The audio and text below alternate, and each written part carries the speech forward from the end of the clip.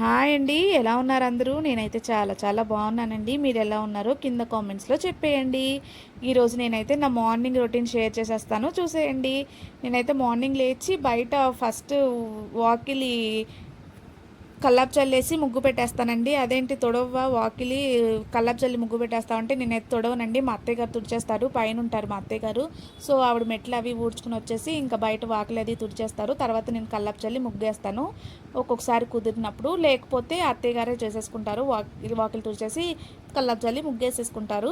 ఎందుకంటే పాపతో తెలిసిందే కదా, ఒక్కొక్క రోజు ఫాస్ట్గా లేచిందంటే ఇంక ఏ పని కదలదు. తర్వాత నాకైతే మున్సిపాలిటీ వాటర్ వస్తాయండి. ఇంకా మున్సిపాలిటీ వాటర్ టైం దాటిందంటే ఇంకా మనకి వాటర్ చొక్క అనేది ఉండదు ఇంట్లో. సో అందుకే ఏదున్నా లేకపోయినా నేనైతే పొద్దున్నే అస్సలు లేజీగా ఉండడానికి ట్రై చేయను. ఎందుకంటే ఒక్కసారి లేజీ అయ్యామా ఇంకా ఆ రోజు మన ఇంట్లో నీళ్లు లేవన్నట్టే ఉంటాయి. సో అందుకే పొద్దున్నే లేచి వాటర్ అయితే పట్టేస్తాను. ఎక్స్ట్రానే పెట్టుకుంటానండి, ఎందుకంటే ఒక్కొక్కసారి వాటర్ రావు కదా, అందుకని ఒక్కొక్క బింది ఎక్స్ట్రా పెట్టుకుంటాను. తర్వాత అయితే ఇల్లు ఊడ్చేస్తాను. ఎవరన్నా వస్తే మనల్ని చూడరండి, మన ఇల్లుని చూస్తారు ఎలా సర్దుకున్నామా ఏంటా అని. సో అందుకనే ఫస్ట్ అయితే ఇల్లు క్లీన్ చేసేస్తాను. ఇదిగోండి చిన్నపిల్లలు ఉన్న ఇల్లు అయితే తెలిసిందే కదా, ఎక్కడ వస్తువులు అక్కడ ఉండవు. ఒక్కొక్కటి ఒక్కొక్క చోటు ఉంటాయి, ఒక్కొక్క యాంగిల్లో ఉంటాయి. అలాగే మా ఇంట్లో కూడా మా పాప అసలు ఒక్కొక్కటి ఒక్కొక్క దగ్గర పడేస్తూ ఉంటుంది. అలాగే ఇంకా ఇల్లు చేసుకుని తడిగుడ్డ పెట్టేసుకుంటాను. తడిగుడ్డ అయితే మార్నింగ్స్ పెట్టనండి, మ్యాక్సిమం నైట్సే పెట్టేస్తాను తుడిచేసి. ఎందుకంటే మా పాప మార్నింగ్ క్యారేజ్ అది పెట్టాలి కదా, ఇంకా కుదరదనేసి ఇంకా నైట్సే పెట్టేసుకుంటాను. ఇంకా తర్వాత వాషింగ్ మిషన్ వేసేద్దామని ఇంకా పైకి వెళ్ళిపోయాను, ఎందుకంటే అత్తయ్య గారు వాళ్ళ ఇంట్లో ఉంటుంది. సో మేము అక్కడే వెళ్ళి వేసేసుకుంటాము వాషింగ్ మిషన్. ఇంక ఈలోగా మా బాబాయ్ వచ్చి వెళ్ళారు. ఇంకా గోరింటాకు ఇంకా గోంగూర తెచ్చి ఇచ్చారండి. ఇంకా గోరింటాకు మా ఇంట్లో అయితే మిక్సీ లేదు కాబట్టేసి అత్తయ్య ఇంకా ఆడి ఇచ్చేశారు. మా పాప పెట్టుకుంటుందని నిన్నటి నుంచి వెయిట్ చేస్తుందండి గోరింటాకు ఎప్పుడు పంపుతారని. ఎందుకంటే నిన్న వాళ్ళ అత్త ఫోన్ చేసి గోరింటాకు పంపిస్తున్నాను తాతతో అని చెప్పింది. ఇంకా అందుకనేసి నిన్నటి నుంచి వెయిట్ చేస్తుంది, ఇంకా రాలేదేంటి లేదేంటి అని. సో ఇంకా లేచాక దాని హడావిడి చూడాలి అసలు.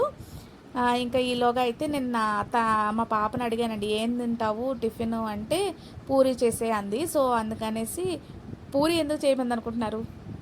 పూరి కర్రీ కోసం, బొంబాయి చట్నీ కోసం. మా పాపకి నిన్న ఇడ్లీ చేశానండి. ఇడ్లీ చేస్తే దాంట్లో బొంబాయి చట్నీ అంటే ఇష్టం తనకి, అందుకని బొంబాయి చట్నీ చేసి ఇచ్చాను. సో ఆ బొంబాయి చట్నీ కోసం ఇడ్లీ తినలేక బొంబాయి చట్నీ కావాలని ఎలా ఎలా అడిగితే చేస్తానని ఇంకా పూరీ చేసేయమంది. ఎంత తెలివో చూడండి. పూరీలోకి అయితే బొంబాయి చట్నీ చేస్తాను కదా, అందుకని ఇంకా బొంబాయి చట్నీ ఉత్తిగా చేయడం ఎందుకు, హెల్దీగా ఉండదు కాదు కాబట్టి ఇంకా క్యారెట్ ఆలు ఉంటే ఆ రెండు కూడా వేసి ఇంకా కర్రీలా చేసేద్దామని స్టార్ట్ చేశాను. ఇంకా అవన్నీ పీల్ చేసేసుకుని అవి కడగాలి కదా ఫస్ట్ వెజిటేబుల్స్. సో అవి కడిగేసానండి. కడిగేసాక అది కూడా కడిగేస్తాను నేను, ఎందుకంటే అందులో బ్లాక్ పార్టికల్స్ అవి ఉంటాయి కదా, అందుకనేసి చాప్ చేసే బోర్డు కూడా కడిగేసి మిగతావి వెజిటేబుల్స్ అన్నీ అప్పుడు కట్ చేస్తాను. లేకపోతే కట్ చేయను కడగకపోతే, ఎందుకంటే నాకు చిన్నపిల్లలు ఉంటే తెలిసిందే కదా, కొంచెం భయం ఎక్కువ, ఏదైనా ఇన్ఫెక్షన్స్ అవి వస్తాయని. సో సో అందుకే నేను అదంతా నీట్గా క్లీన్ చేసుకుని అప్పుడు వెజిటేబుల్స్ చాప్ చేసుకుంటాను. ఇంకా తర్వాత ఇంకా అందరూ చేసినట్టే నేను కూడా పూరీ కర్రీ చేసేస్తానండి. ఈజీగానే ఉంటుంది కదా, ఏదొచ్చినా రాకపోయినా అదైతే వస్తుంది కదా. సో ఇంకా అది ప్రిపేర్ చేస్తాను. ఈలోగా పాలు వచ్చేసాయండి. నేనైతే ఆవు పాలు పోయించుకుంటాను. మీరేం పాలు పోయించుకుంటారు? మాకు ఆవు పాలు తెల్లగా ఉంటాయండి. నార్మల్గా అందరూ ఎల్లోగా ఉంటాయంటారు కానీ మా ఇంట్లో మాత్రం ఎల్లోగా ఉండవు, వైట్గానే ఉంటాయి. నేను ఈసారి చూపిస్తానండి. మాకైతే ఇక్కడ 50 రూపీస్ తీసుకుంటున్నారు. మీకు ఎంత ఉంటుంది రేటు కింద కామెంట్స్లో పెట్టేయండి. ఇంకా ఈలోగా మళ్ళీ వచ్చింది చూసారా, ఎందుకు అనుకుంటున్నారు? త్వరగా టిఫిన్ చేసే నేను గోరింటాకు పెట్టుకోవాలని. సో 2 మినిట్స్ ఆగు, పూరి చేసేస్తున్నాను.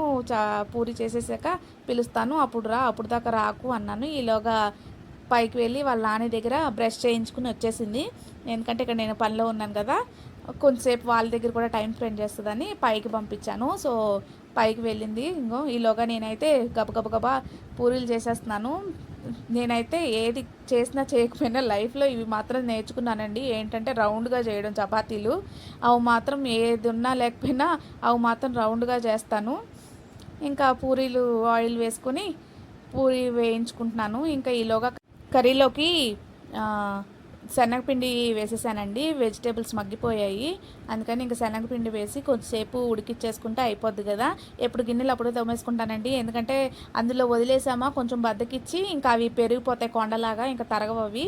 సో అందుకని ఎప్పుడు గిన్నెలు అప్పుడే తోమేసుకుంటాను. ఇదిగో మళ్ళీ వచ్చేసింది చూడండి. ఇంకా అవ్వలేదా, నాకు గోరింటాకు టైం అయిపోతుందని ఇంకా గబా ఇంకా ఇవి వేయించేసానండి. వేయించేసి మొత్తం పెట్టేశాను. ఎందుకంటే ఒకటి తనకి ఇచ్చానంటే ఇంకా తనకి మళ్ళీ మనం తినిపించడానికి నేనే వెళ్ళాలి. అందుకని అన్నీ ఒకేసారి వేయించేస్తాను. కానీ ఎందుకోనండి పూరి ఒక్కొక్కసారి భలే పొంగుద్ది. ఎవరికన్నా చూపించాలంటే మాత్రం అస్సలు పూరి పొంగను కాదు కదా, అసలు పైకి కూడా రాదు. అదేంటో చూడండి ఇప్పుడు ఎలా తప్పడుగా వచ్చాయో. అదే వీడియో లేకపోతే ఎంత బాగా పొంగుతాయో. నన్ను మా అత్తయ్య గారు ఏ విషయంలో మెచ్చుకోరో తెలియదు, కానీ చపాతీ పూరి విషయంలో మాత్రం మెచ్చుకుంటారు. ఎందుకంటే అంత పర్ఫెక్ట్గా చేస్తాను. కానీ ఈరోజు మాత్రం చూడండి అసలు అన్నీ తప్పడుగానే వచ్చాయి. ఇంతేనండి, ఇదే నా మార్నింగ్ వ్లాగ్. ఇలాగే ఉంటుంది నా డైలీ రొటీన్. ఓకేనండి, బాయ్.